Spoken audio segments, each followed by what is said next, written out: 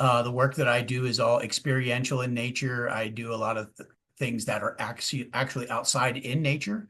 But uh, something that y'all talked about in that last session with Coach Dave is the idea of play, and that's a huge part of my coaching program.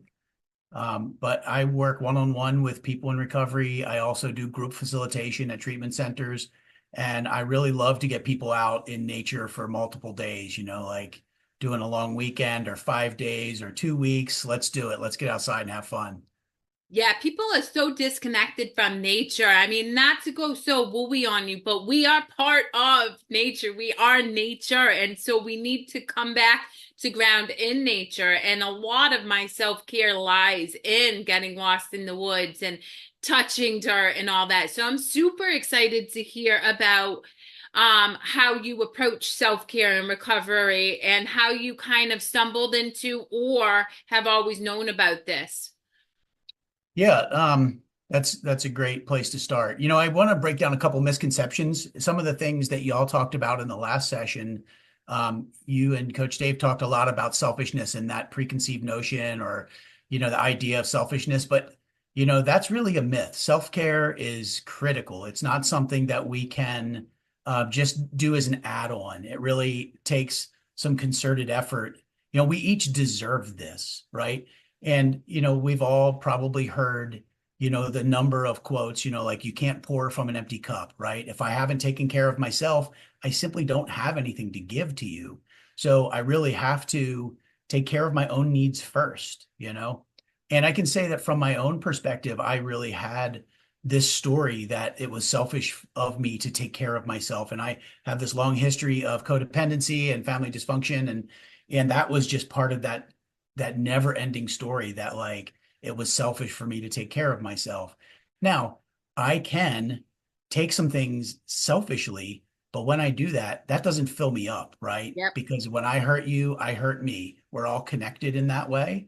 Yep. And so any harm that I do to another person, even if I think I'm doing it for my own benefit, I'm actually causing more harm to myself. So self-care to me is not taking from someone else, but giving to myself. And I think that's a really important distinction. Sorry Yeah, for the count.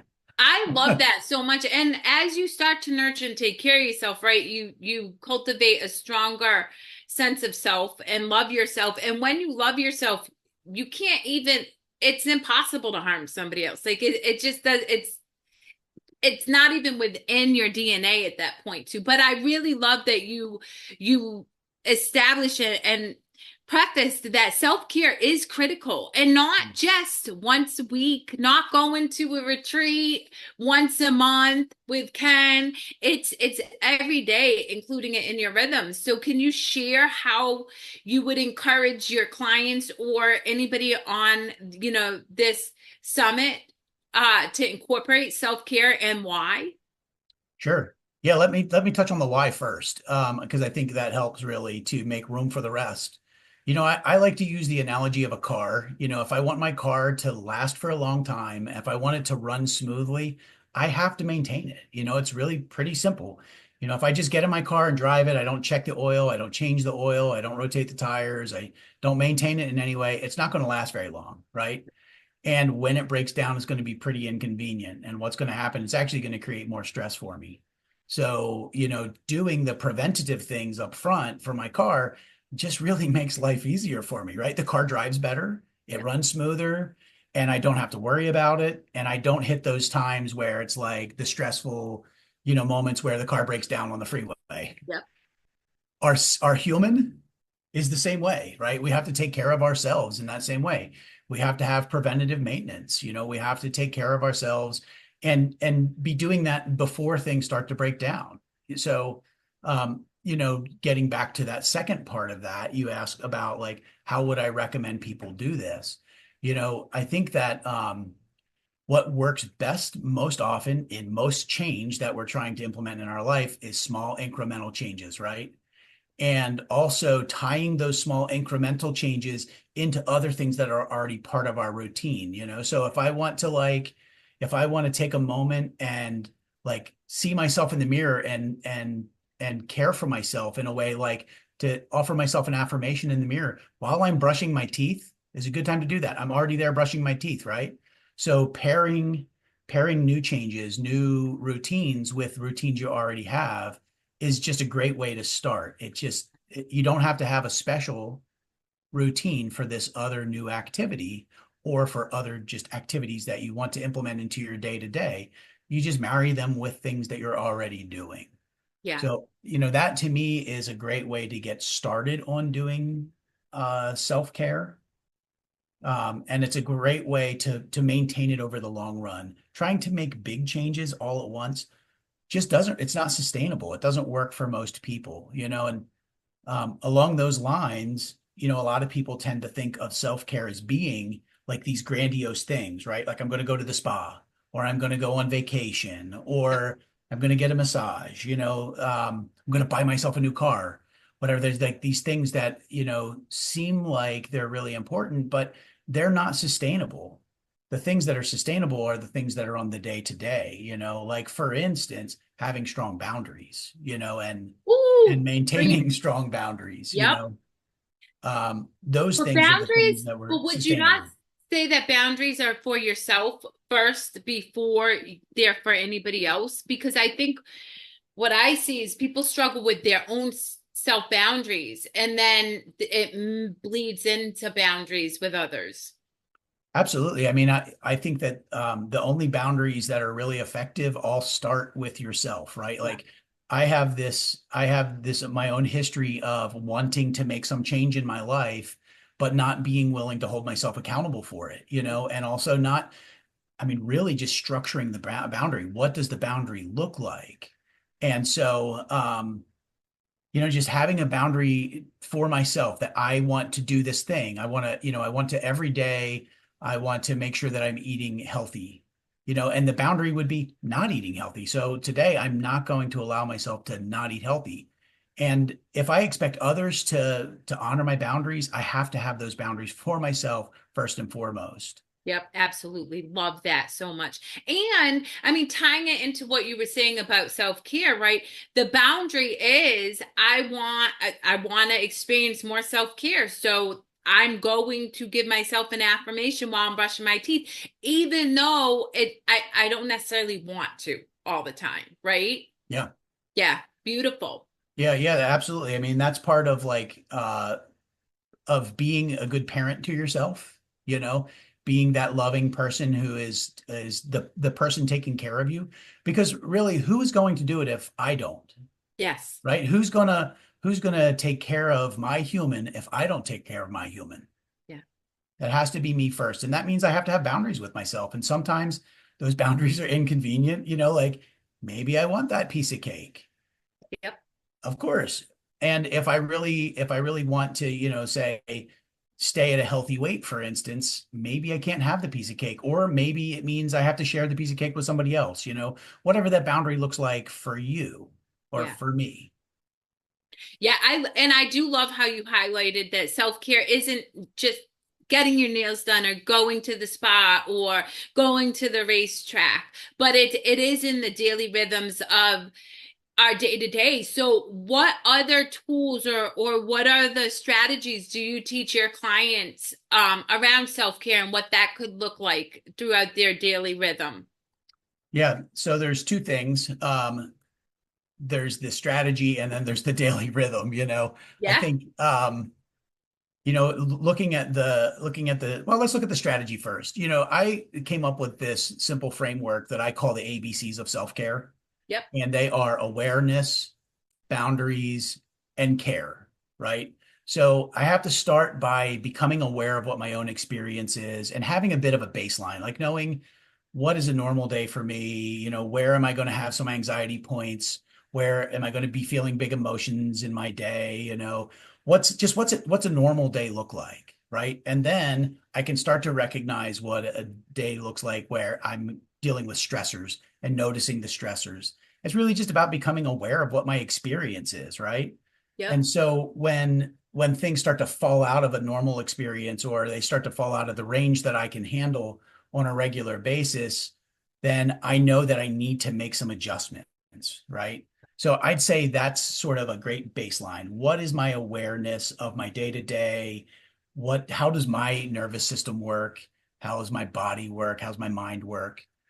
And noticing when it falls out of those norms. And then Which I boundaries, like we already talked about, like I have to have boundaries with myself. If I don't, all the self-care in the world is going to fall away, right? Like as soon as it gets stressful, I'm going to go to like numbing out with eating, or I'm going to go buy something I don't need. I'm going to put myself in a financial position that is going to just later cause more stress, right? These things will all compound and they cascade and trickle down. So I have to have those boundaries. I have to have them with myself, and I have to be able to like enact them with other people. When other people are like, "Hey, let's go do this thing," I need to be able to say, "No, I can't," because it doesn't fall into my self-care, meet my self-care needs. And then the last thing is like understanding what kind of care tasks you need to do to like take care of yourself. Like what are the things that I need? Do I need to drink 8 glasses of water a day? Some people don't eat 3 meals a day. Some people, will fast in the morning, but having that like routine and knowing what the items are that are going to help me stay in balance is sort of the last part of it. And then you can use that to create the routine. yeah. Know yourself, have your boundaries, know what you need to stay inside the rails, or inside the lines, and then build a routine. And it starts by making little changes, like we had talked previously. If I want to start a new morning activity, I wake up my morning every day and I ask myself, how can I have fun today? Right? Very first thing I ask myself every day. And I do that even on days when I have something I don't want to do, or something that I need to do that's just not going to be fun. Okay, well, how can I have fun in that thing? Yeah. How can I make it fun? Or at a minimum, how can I not like fight against it? How can I go into it with a little bit of ease and calm? And then I read my daily reflections. I brush my teeth. If I want to start some new thing, like talk to myself kindly, tell myself how much I love myself in the mirror, the time to do it is, like I said earlier, brush when I'm brushing my teeth, combining it with things I'm already doing. Yeah. And you look at your own routine, you see how your own routine works out well for you.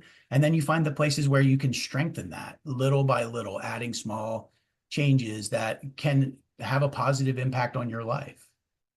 Yeah, I love so much of what you said because you talk a lot about curiosity, right? Because to start to become aware is coming from a place of curiosity and just recognizing, oh, what am I feeling right now? And maybe why is it I'm feeling that way? And how does my body respond when I feel this emotion or sit in this? And then allowing yourself to, set boundaries. Okay, this is what I want to achieve. This is all the things. And then being able to hold yourself accountable. It's so good and so important. And one thing I want to also touch upon is self-care can look different from day to day, Mm. right? So, self-care for me is consistency with certain things, waking up, saying affirmations, doing the things. But today it may be sending a singing memo to Ken because I like to do that and that makes me happy. Or it could be going out into nature because I know that my nervous system's a little heightened and I'm going to immediately ground. So I would say curiosity and trying new things as well, not thinking that it's just affirmations or yoga or going Mhm. out into nature. It could be singing, it could be drawing, it could be really anything that makes you feel good. And I always tell people, Ken, and I'm curious what your thoughts are. When self-care becomes work, it's no longer self-care. And I Mm. see so many people like, nope, I got to do this, but they're taxing themselves to get the self-care done. And so, can you talk a little bit about your perspective around that? Yeah. So I just want to make sure that I'm understanding the question. What Yeah. I'm hearing you say is not putting so much effort into self-care and making it a more easy process. Yeah, so Yeah. it doesn't feel like it's another to do added to the Right. thing that you have to do in your day. Yeah. Yeah. I think that's a great perspective and a great thought. We definitely don't need more things to do, right? Almost none of us do. We live in a world that is always vying for our attention and it tells us that we have to be busier and more productive and we have to do more. And, you know, the first thing I have to say is that's just not true, right? Your worth, your value is not tied to your productivity, how much you get done. You are a valuable person, worthy and deserving just because you're here.